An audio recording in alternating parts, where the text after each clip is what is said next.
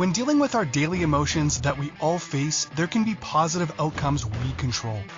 Is living abundantly really possible for all of us, no matter where we find ourselves today? Absolutely, unequivocally, yes is the answer.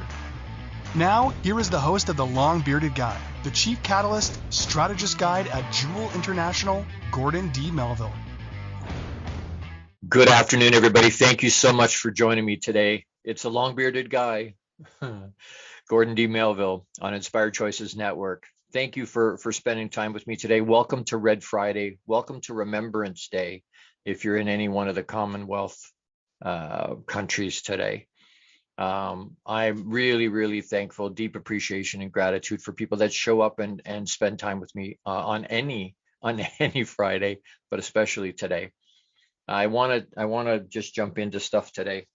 And so again, for people that are in Canada, it's Remembrance Day. And what does that mean? It's a day that we stop and remember, and we'll go through some of that through today. But the sacrifice that's been made by other people, whether it was families of or soldiers that went, support people that went, factory people that there was so many bits and pieces to the wars. And I don't just mean Great Wars 1 and 2. I mean Korea, Vietnam, like there's so many different, and so we remember all of that. So there's a short poem I want to read real quick that's very popular on Remembrance Day, at least here. We wear poppies at the 11th hour of the 11th day of the 11th month. We stop and pause for 2 minutes. So I thought about doing that on the radio show. I thought, no, I better not do that on the radio show. 2 minutes of dead air is usually not a good thing. But I did do my own at 11 o'clock this morning, 2 minutes of remembering. But I want to read this short. It's in Flanders Fields. And if you're familiar with it, some people know it. My wife knows it off the top of her head. She quoted it last night when we asked her about it.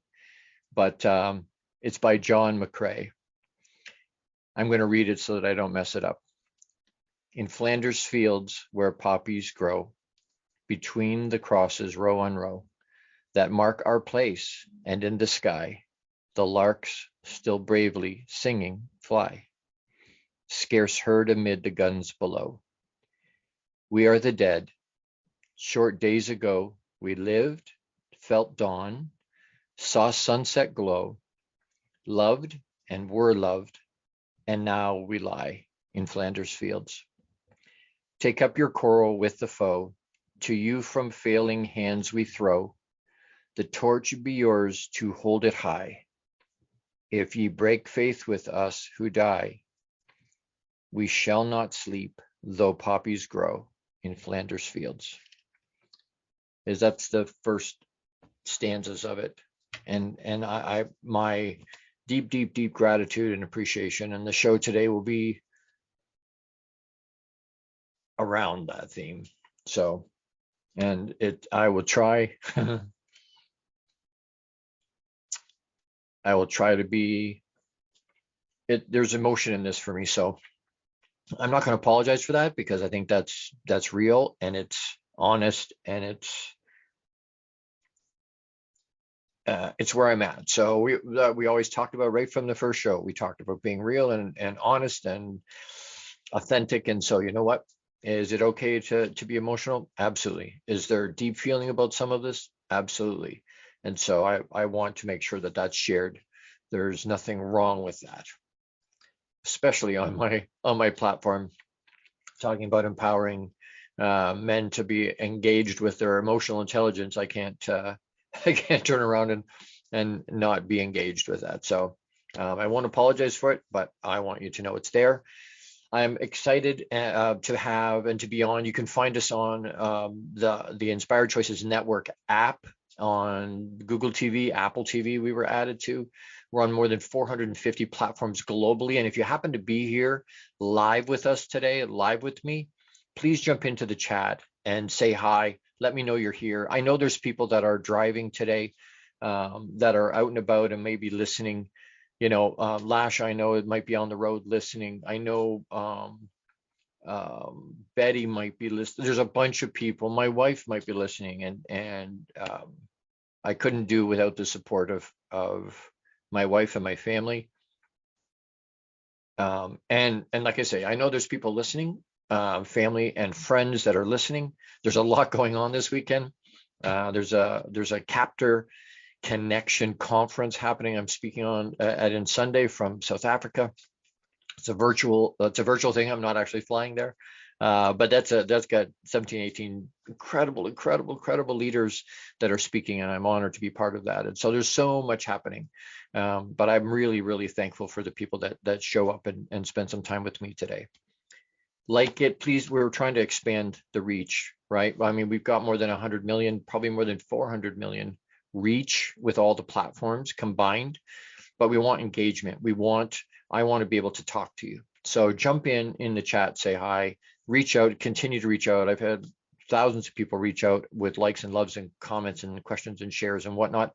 Please find, it's a free download. Inspired Choices Network is a free download anywhere you listen to stuff, anywhere. Spotify and Roku and iHeartRadio. There's so many places to watch or listen. Find the long bearded guy. And they're even on the network. There are the other hosts. There's incredible content and amazing hosts on this network. So enjoy everybody. Find me, but enjoy everybody. I want to be able to say hi. There's Betty. Good to see you, hon. Thank you for being here. All right. So, like I say, like it, love it, share it, subscribe to Inspired Choices Network, and then join us. All right. So here we go.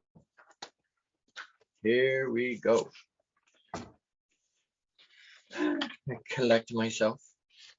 All right. So what is Remembrance Day?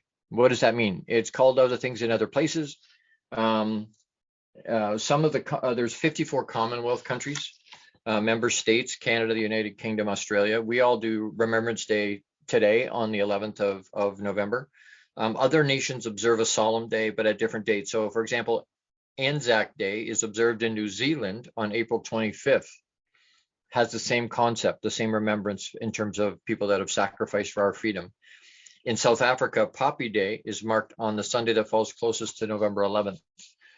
There's a bunch of different places on the planet that remember. Why do we remember? How come? Why do we do it?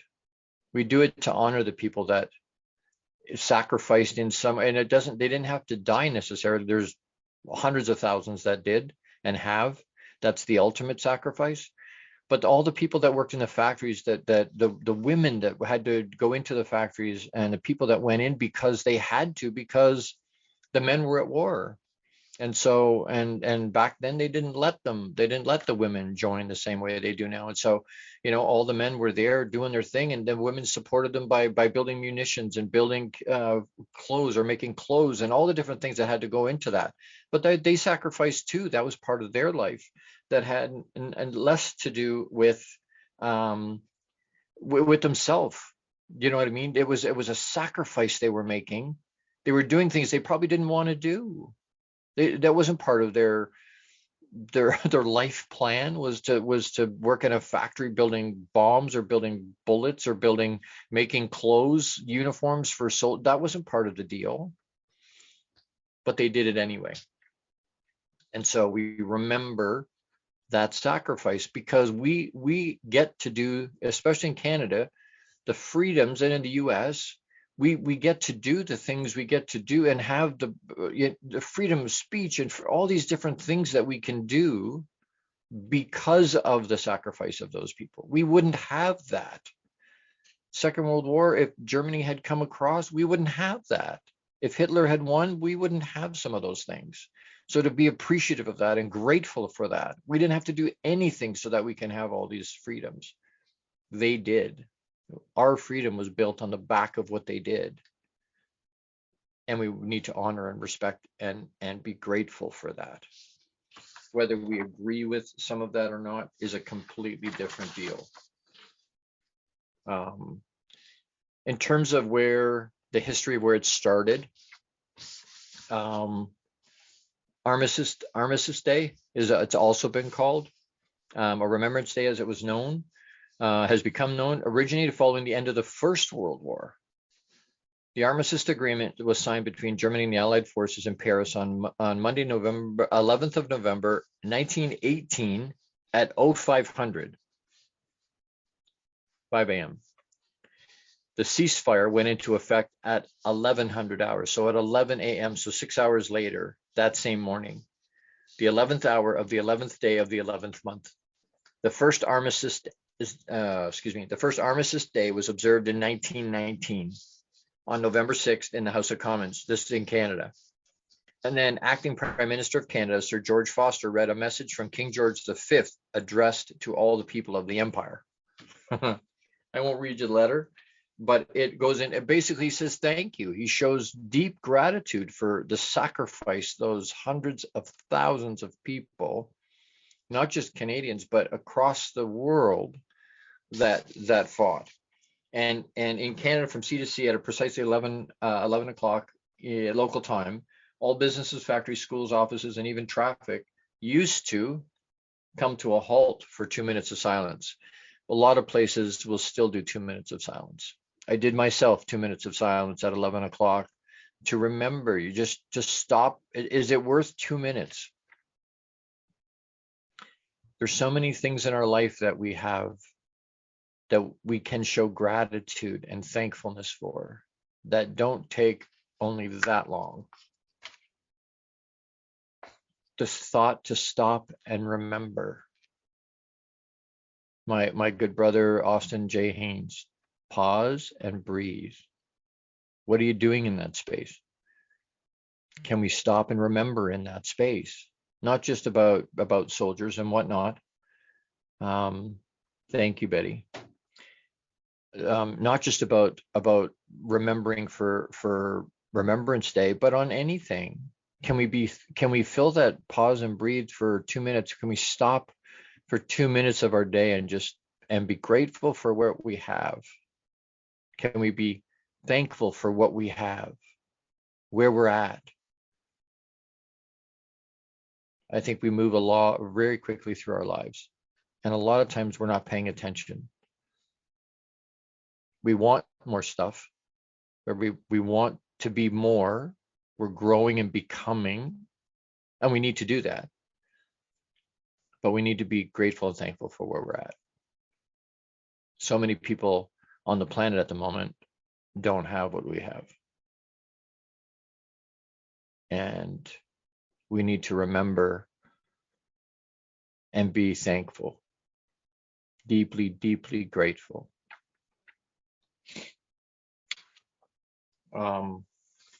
You know what? I'm gonna jump ahead myself a little bit here. We need to take a short little break. But before I do, I want to do a couple shout outs to some of my founding sponsor partners who I am ridiculously grateful and thankful for. I remember them regularly, and on the show, I remember them every week. So there's two on here. Kat Schwarz is one of my founding founding sponsor partners. She's the founder and CEO of a groundbreaking company called Compassionate Healing Services and offers a completely unique approach to treating physical and mental health challenges. Check her out on Instagram at Compassionate Healing Services or email her at info@compassionatehealingservices.com. Incredible lady. She does amazing work, mind-blowing work. And if you haven't talked to her yet, reach out to Kat. Love her. She's amazing. My other shout out at the moment is to my brother Jose Escobar, is the founder and CEO of the Entrepreneur's Bookshelf. Check out the Connected Leaders Academy membership to take your business to the next level. This is the perfect tribe to learn, grow, and connect like never before. The Connected Leaders Academy tribe brings together some of the highest level entrepreneurs from all over the world. Set up a virtual coffee with Jose Escobar today, and you can reach him at www.theentrepreneur'sbookshelf.com. The Connected Leaders Academy, it's in over 12 countries, more than 225 people. It's a really, really high level mastermind. I'm a member myself. It's incredible. Jose is amazing. Reach out to him.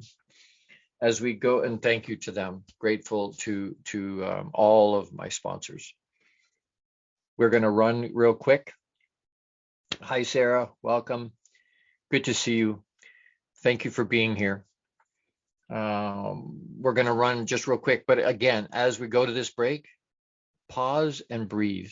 And as you're pausing and breathing, close your eyes and just hold on to that, remembering and being grateful for the freedoms we have because somebody else was willing to step into the fray and stand on the wall for us. As we go to break, you're with the long-bearded guy, Gordon D. Melville, on Inspired Choices Network. See you in a minute. How much of our daily success relies on our mindset?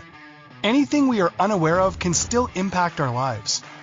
When dealing with our daily emotions that we all face, there can be positive outcomes we control. Why is the word stigma such a BS misnomer? Is living abundantly really possible for all of us, no matter where we find ourselves today? Join the long-bearded guy, Gordon D. Melville. The Chief Catalyst Strategist Guide at Jewel International invites you to an enlightening, sometimes shocking discussion. He will be challenging you to explore your own answers to these questions and so many more. This will lead you towards living an abundant, successful life no matter how you define it. Gordon D. Melville is live Fridays at 12 noon Eastern, 11 a.m. Central, 10 a.m. Mountain, and 9 a.m. Pacific on InspiredChoicesNetwork.com.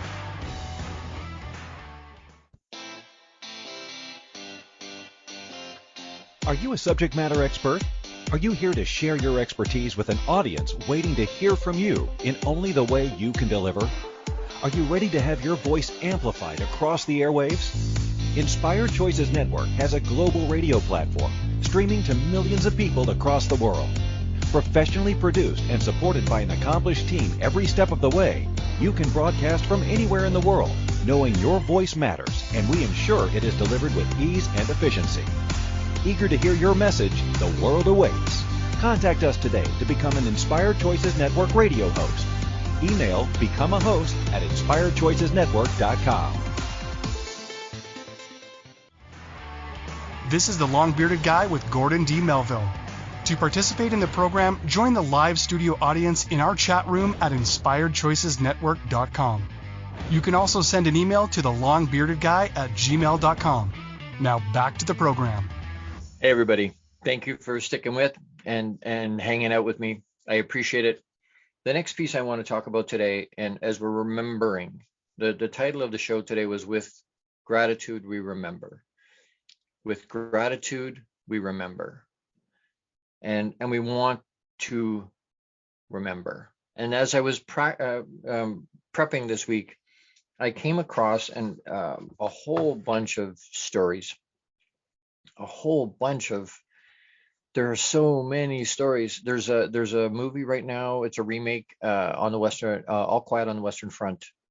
It's mind-boggling to me what people did and what they went through. You know, I'll complain because, you know, I get wet. Today it's raining here. And I, run down to the mailbox, or I walk down to the mailbox, but it's raining, so you get wet, and that feels yucky. That feels it's uncomfortable. And then you watch people go through stuff that just mind-boggling what they were willing to do. There's one scene in the movie where right at the beginning, where these teenage boys, 4 or 5 teenage boys, they're best buddies. And they want to get into the war, but you had to be a certain age, and the one was underage. And so you needed your parents to sign off to join. And he knew his parents would never sign off. So he forged their signature. A regular thing to do, a regular teen thing to do. But he went on, they all died. And sorry about the spoiler. Anyway, the stories of valor are incredible, and I came across a few, and if you'll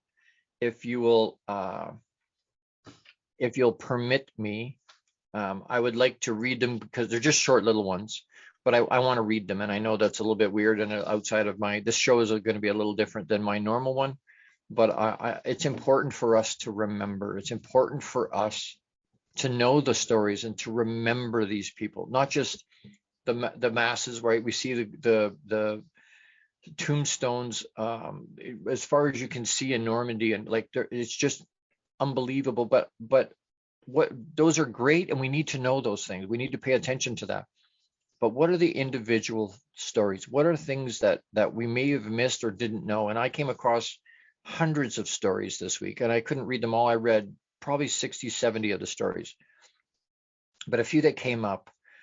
Something called Canary Girls, female munitions, so bombs and bullets and rounds and that kind of thing. Workers in the First World War were known as the Canary Girls because they handled TNT, which turned their skin yellow. Canary Girls. Many reported severe health problems and even gave birth to yellow babies. That's how deep it was. Female workers inspect 9.2-inch high explosive shells in the bond room of an English munitions factory during World War I, about 1915. The women also risked amputation, burns, and blindness from handling shells. Fatal blasts were recorded in at least 2 factories. That's, yeah, dedication to your job, sacrifice they're talking about. A betrayed British spy, somebody named Noor Inayat Khan, was recruited to the Special Operations Executive as a radio operator. In June 1943, so Second World War, she was secretly flown to France to work with the resistance. Although many operatives around her were arrested, she chose to stay, sending intelligence back to London. But in October, she was betrayed by a French woman and arrested by the Gestapo. In 1944, she was transferred to Dachau concentration camp in Germany and was shot on September 13th. She was posthumously awarded the George Cross in 1949. People sticking up for other people and leaving themselves in. She knew she was in harm's way and stayed, chose to stay. That's not only intestinal fortitude, that's deep, deep, deep character, and it's commitment and loyalty to not just your country, but to your freedom. John Hanna was an airborne hero. Flight Sergeant John Hanna, a wireless operator and air gunner, was targeting German barges in Belgium when his aircraft was hit and both fuel tanks were set alight. The other gunner and the aviator bailed out, but he stayed to extinguish the flames. With bad burns to his eyes and face, he helped the pilot navigate back to the base. He was only 18. He was awarded the Victoria Cross. 18 years old. Heroes are regular people that do extraordinary things. In a moment, literally in the heat of the moment.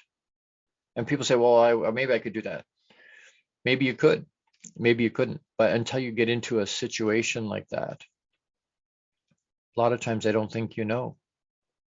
The toughest people sometimes crack easily when they put in situations like that. And some people that you look at and go very unassuming, I don't think they could do that based on who I know they are. And they do. They step into 18 years old. Outside of the pilot, everybody else bailed out. The Great War's youngest Victoria Cross was John Jack Travers Cornwall. John, or Jack as he was known, was 14.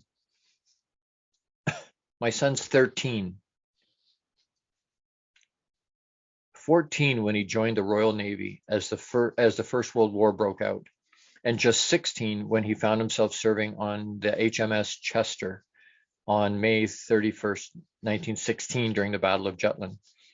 The ship was caught in fierce fighting, but although gravely injured, Jack stayed at his gun with dead and injured comrades all around him until the action was over. He died 2 days later of his wounds, but his captain wrote to his mother, his devotion to duty was an example for us all. His Victoria Cross was announced in September of 2016. 16 years old.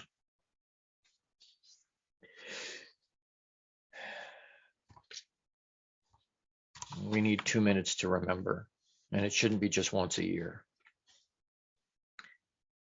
A doctor's courage. Dr. Noel Chavas was the only man to get the Victoria Cross and bar in the First World War.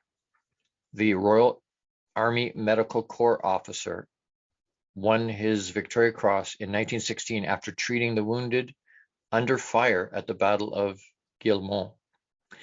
He died helping troops during the Third Battle of Ypres in 1917, aged 32, and was posthumously given the bar for his heroics a month later.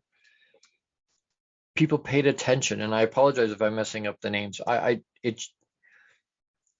It's anybody ever heard of him? Dr. Noel Chavas? I hadn't heard of some of these people, had never heard of some of these people. An orphan's savior. Scottish Holocaust heroine Jane Haining. Scottish missionary Jane Haining had spent years as a matron in a Jewish orphanage in Budapest. There were 400 girls under her care there, and after the Second World War began, she refused to leave the country. She cared enough to stay. She chose to stay. Even when the Nazis invaded in 1944, she stayed. Finally, she was arrested and taken to Auschwitz, where she died 47. Unbelievable.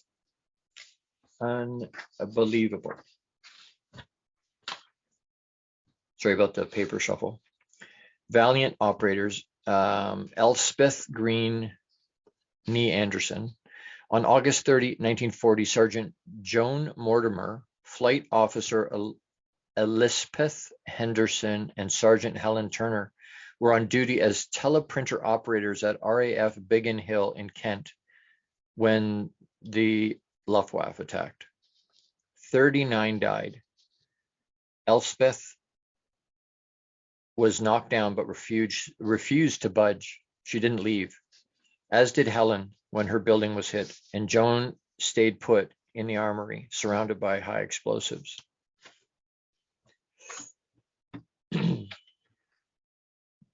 I'm just one quick last one. It was called Rock Hard Veteran Bill Speakman. He got a Victoria Cross. He ran out of ammunition during the Battle of Mariang Sang in the Korean War in 1951, so he charged at the enemy. He ran out of ammunition, and the only thing I got left is me to throw at them. So he did. Inspired, 6 others from Black Watch, Royal Highland Regiment, joined the 24-year-old. So Speakman was 24. These other 6 Royal Highland Regiment gentlemen, joined him lobbing rocks, mess tins, and beer bottles. He won his heroics won him a Victoria Cross and let his pals withdraw safely. He died aged 90 in 2018. Some people, some of those, the people we're talking about, some of them died. Some of them died. And that's the ultimate sacrifice. The ultimate sacrifice was paid. They didn't just give some, they gave all. Not just some, they gave all. Amazing. How much do we do? How much do we remember? How much do we do in terms of other people? How attentive are we to the people around us? situational awareness, right? We may never ever get put in a space where we have to step up or hold on or choose to stay and put fire out or risk our life. We may never have to do that. But can we be aware of what's going on around us? Can we watch what's happening around us? Can we be grateful for the people around us that are helping us get to where we need to be? There are so many stories of bravery. There's so many stories of valor. And you know what? We're talking about some of the stuff is World War I, World War II, Korea, Vietnam. I have some friends that have been in Iraq. I've got colleagues that have been in Desert Storm, or that we're remembering them too. All of the stuff that people that are right now. And I don't know if you do that. I do a thing on Fridays. Some part of my outfit, my clothing is red. Red Fridays. RED. Remember everyone deployed. Why? Because we need to remember. We need to remember. It's important to remember. There's still people in harm's way. There's still people sacrificing for us and are in a space. We trust them to stand between us and harm's way. And at the end of the day, we need to be able to take some time to remember and appreciate and be thankful for that. November 11th, it's an incredible way to pay forward and to pay back, and to let us set into that. We need to be able to remember. We need to hold that attitude of gratitude for the freedoms we have. We absolutely have to do that. I need to take another quick break. But I want to just real quick shout out again to my good brother, great friend, mentor, Jose Escobar. He's the founder and CEO of the Entrepreneur's Bookshelf. Check out the Entrepreneur's Bookshelf to learn more about the morning and evening routine mastery program that's changing people's lives. This program will help you install systems on the bookends of your day to maximize your morning and evening routine. Set up your free strategy session with Jose Escobar today, and you can reach him at www.theentrepreneur'sbookshelf.com. Incredible. That's an incredible program. If you're not bookending, if you're not doing things and have a routine first to start your day and end your day, you're not maximizing, you're not to the level you could be maximizing your efficacy and the way your days are running. The other one I want to point out or shout out to is my good friend, Kat Schwarz, is the owner and founder at Compassionate Healing Services. If you email her at info@compassionatehealingservices.com and mention the long bearded guy, that's me, you'll receive 20% off one of her services. That's $100 savings off Kat's most unique offering of spiritual private investigation services. Kat will use her skills as an evidential medium to reconnect you with a loved one who's crossed over and provide proof of their continued presence in your life. Email her at info@compassionatehealingservices.com, and don't forget to mention the long bearded guy, and you'll get 20% off the service. Incredible lady. She provides an amazing service. If there's no energy created or destroyed, that means as people transition, as people pass, their energy is still here. So you know what? Reach out to her. All right. So as we go to a quick break, don't forget to pause and breathe.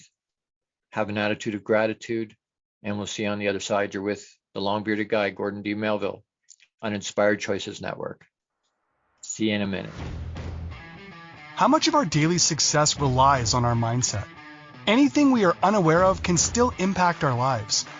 When dealing with our daily emotions that we all face, there can be positive outcomes we control. Why is the word stigma such a BS misnomer? Is living abundantly really possible for all of us, no matter where we find ourselves today? Join the long-bearded guy, Gordon D. Melville. The Chief Catalyst Strategist Guide at Jewel International invites you to an enlightening, sometimes shocking discussion. He will be challenging you to explore your own answers to these questions and so many more. This will lead you towards living an abundant, successful life no matter how you define it. Gordon D. Melville is live Fridays at 12 noon Eastern, 11 a.m. Central, 10 a.m. Mountain, and 9 a.m. Pacific on InspiredChoicesNetwork.com.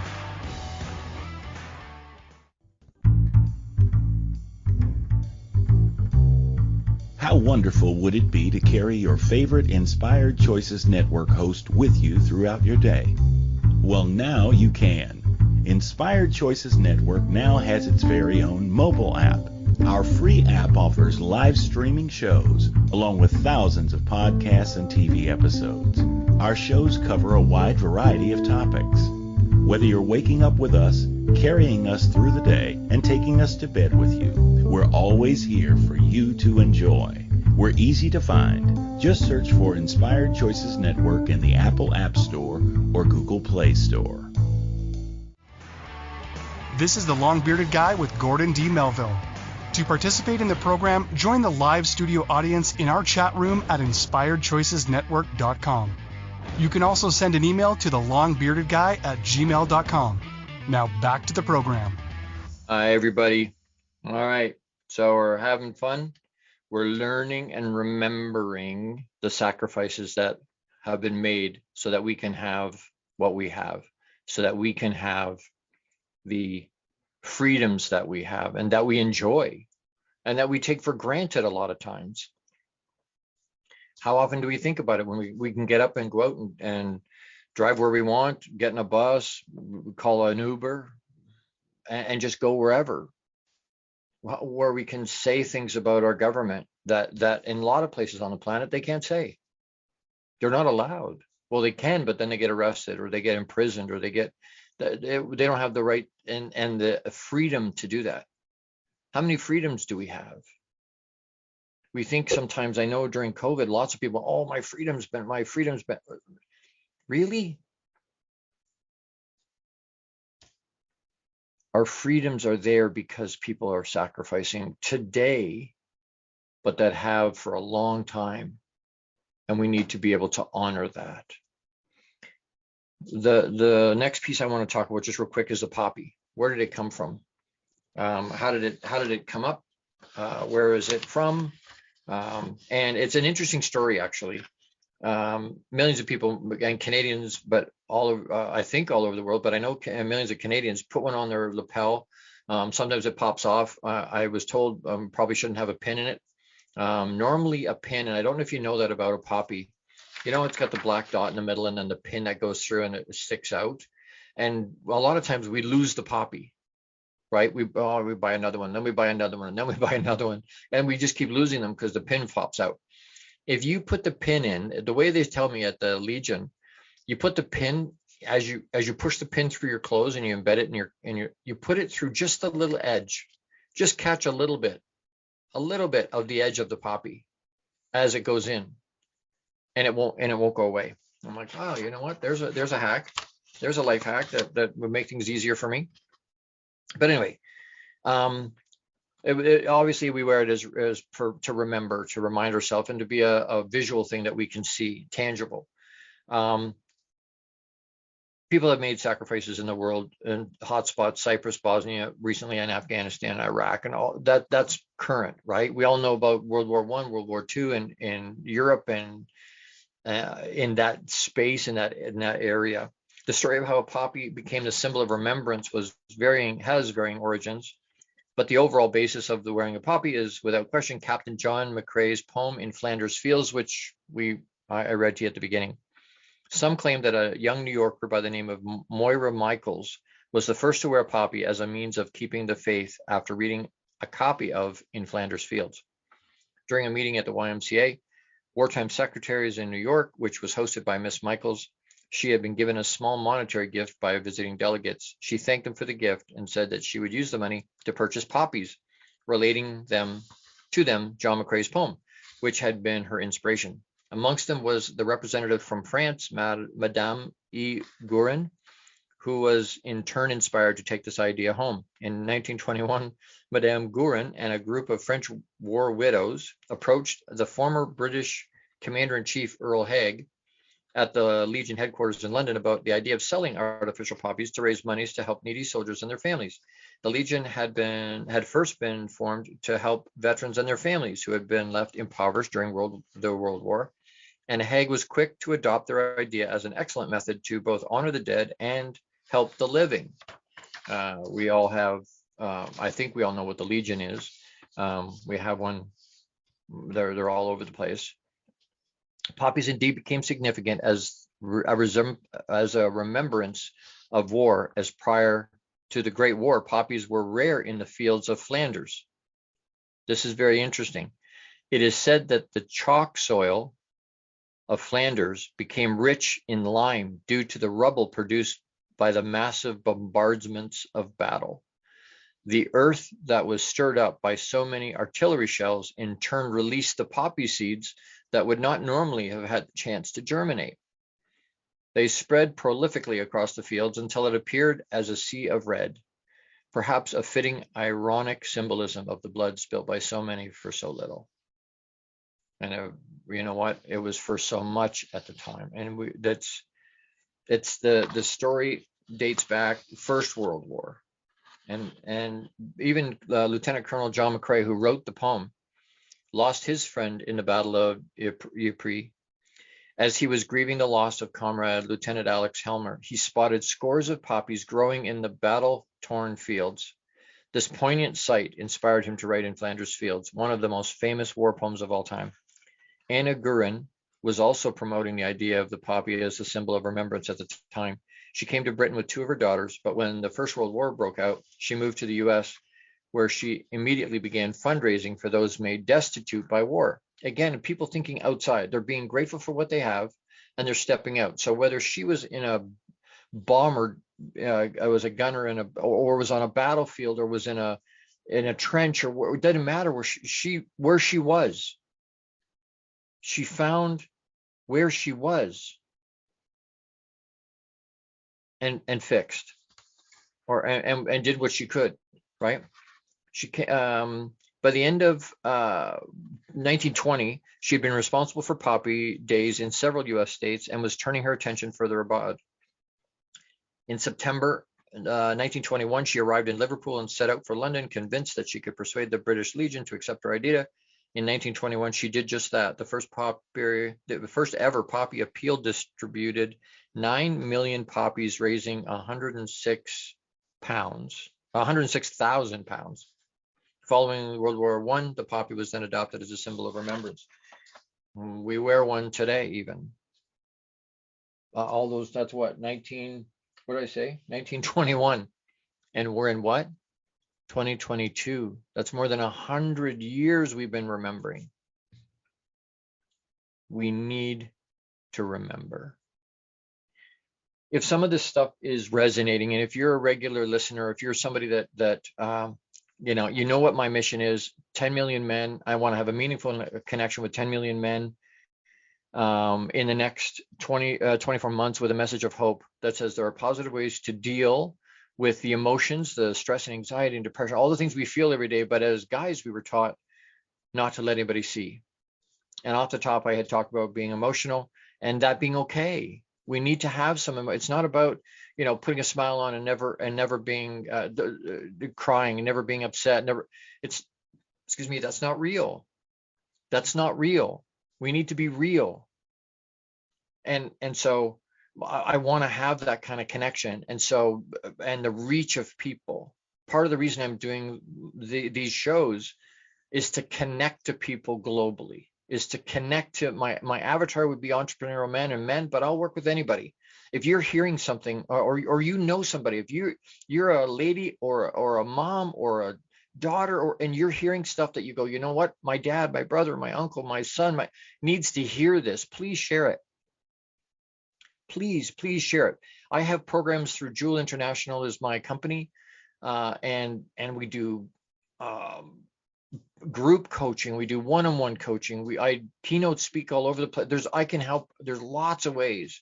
And if I can't, I know lots of people that can. I'm connected to thousands of people, probably hundreds of thousands of people, but certainly thousands. I know hundreds of coaches.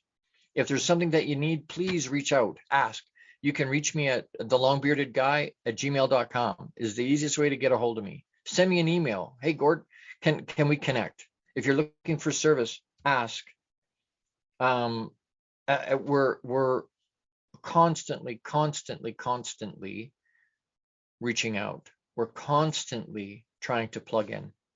And at the moment, we're trying, Betty, to your question, we're in the process of trying to collect that data to get the counter started.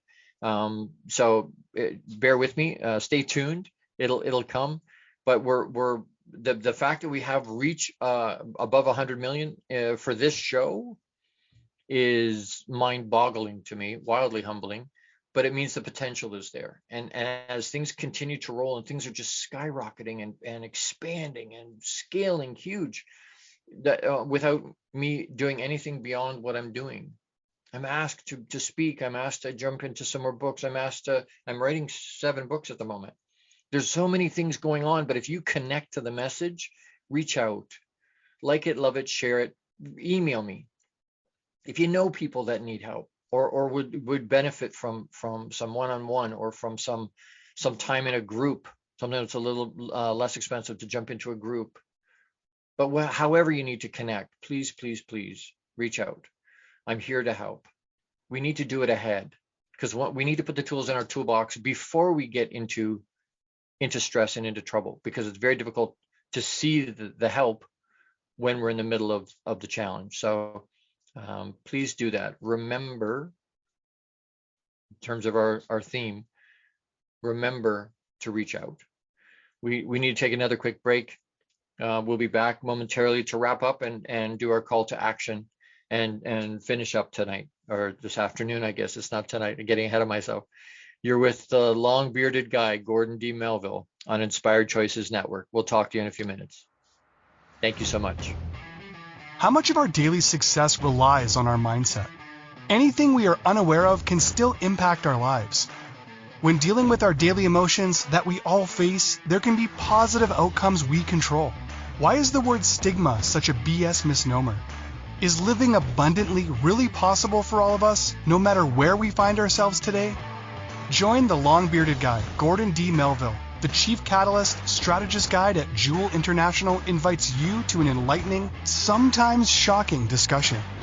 He will be challenging you to explore your own answers to these questions and so many more. This will lead you towards living an abundant, successful life no matter how you define it. Gordon D. Melville is live Fridays at 12 noon Eastern, 11 a.m. Central, 10 a.m. Mountain, and 9 a.m. Pacific on InspiredChoicesNetwork.com. This is the Long-Bearded Guy with Gordon D. Melville. To participate in the program, join the live studio audience in our chat room at InspiredChoicesNetwork.com. You can also send an email to thelongbeardedguy@gmail.com. Now back to the program. Hey, everybody. Thank you for still being here. Thank you so much. Hey, Jackie. Great to see you. Great. I had a really good conversation. She's one of the other hosts on the network. If you haven't popped in to see Jackie, listen to, she's amazing. And yeah, you want to listen to her. Thank you, Betty, for being here. Thank you, Leah, for being here. Thank you, Sarah. Thank you for the people that I know are listening, Lasha and the different bits and pieces. I really appreciate you spending time with me. I really do. I want to just a couple quick facts about Remembrance Day as we finish up here. It was first observed 1919, British Commonwealth. Armistice Day was how it was originally remembered, to commemorate armistice. And on Monday, November 11th, 1918 at 11 a.m. on the 11th hour of the 11th day of the 11th month. From 1921 to 1930, Armistice Day was held on the Monday of the week in which November 11th fell. I thought that was interesting, so it moved around a little bit. In 1931, Alan Nell, Member of Parliament for Comox Alberni, I think that's how you say that, introduced a bill to observe Armistice Day only on November 11th. Passed by the House of Commons, the bill was changed the name to Remembrance Day. The first Remembrance Day was then observed November 11th on this day in 1931. Every year on November 11th, Canadians pause in a moment of silence to honor and remember the men and women who served, and other. There were animals, there were lots of things. So we remember everybody and continue to serve Canada during times of war, conflict, and peace. We remember the more than 2.3 million Canadians who have served throughout our nation's history, and the more than 118,000 who made the ultimate sacrifice. The poppy is a symbol of Remembrance Day. Replica poppies are sold by the Royal Canadian Legion to provide assistance to veterans. You want to, and I know legions are dying, they're going away. So we need to put the money and the time into them. We need to remember. Remembrance Day is a federal statutory holiday in Canada. So I believe the banks are closed, schools are open, grocery stores and whatnot, but the federal government stuff are closed. Yeah, that's Canadian stuff. The national ceremony is held at the National War Memorial in Ottawa. The Governor General of Canada presides over the ceremony. It is also attended by the Prime Minister, other government officials, representatives of veterans organizations. In advance of the ceremony, long columns of veterans, Canadian Armed Forces members, RCMP officers, and cadets march to the memorial led by a pipe band and color guard. At the end of the ceremony, they march away to officially close the ceremony. My youngest son, Isaac, is a cadet with the 80th here in town in Kitchener, and he's just started to do that. It's incredible organization. He's just in the few months he's been in, has blossomed all over the place, and he was so proud today to put he had to get permission to wear his uniform to school, to be part of their Remembrance Day ceremony today. So proud of him for that. The call to action today is quite simply to remember and reach out, whether it's to a veteran, to the Legion, support, wear a poppy, be grateful, have an attitude of gratitude, whether it's for veterans, whether it's for our freedoms, whether it's for the things that we have and the things that we're able to do, the things we're able to say, the places we're able to go, freedom of religion, freedom of speech. That was paid for in blood. Literally, without hyperbole, that was paid for in blood. We need to remember. It's a solemn day. It's a special day. We need to remember. Reach out to me if you have questions, comments, concerns. Please, please, please, I'm here to help however I can. Next week, we're going to talk about something called the No Wake Zone. No Wake Zone. WAKE. No Wake Zone. It's an interesting concept. I think you'll enjoy that. It's a concept that we need to remember. But come and find out what happens in a no wake zone. For our boaters out there, what's a no wake zone? You'll know what a no wake zone is if you've had done any boating. If you're familiar with that, you have your boating license, you'll know what a no wake zone means when you see signs like that. I want you to remember to make it. You have the power to do that. Make it another great week. I love you. Big, big hugs. Always, always. Live abundantly and with intention. Be good to each other. Remember. See you next week. I love you all. Big hugs. Thank you so much for being here today. I appreciate you. Thank you. Thank you for tuning into the Long Bearded Guy Show. You are appreciated and loved. Gordon D. Melville returns Fridays at 12 noon Eastern, 11 a.m. Central, 10 a.m. Mountain, and 9 a.m. Pacific on the InspiredChoicesNetwork.com. Until then, make it another great week, leading with love, powerfully designing, crafting, and living out your positively impactful legacy life you were created for. Big hugs.